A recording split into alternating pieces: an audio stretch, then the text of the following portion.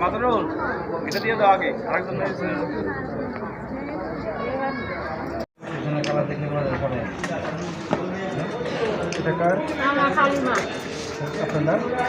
এটা সকালে একটা খাবেন, দুপুরে একটা খাবেন, রাতে একটা খাবেন খালি পেটে 3 বার।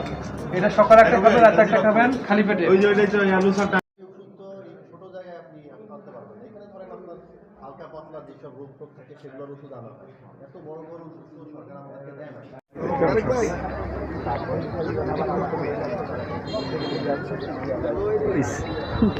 আমি যখন বাজার করতে আসছি, বাজার করার সময় আমি রাস্তাতে মাইকিং শুনতে পাই সেনাবাহিনীর উদ্যোগে আজকে আমাদের কিশোরগঞ্জ পৌরসভার মৎস্য ডিপ্লোমা ইনস্টিটিউটে বিনামূল্যে চিকিৎসার ব্যবস্থা করব।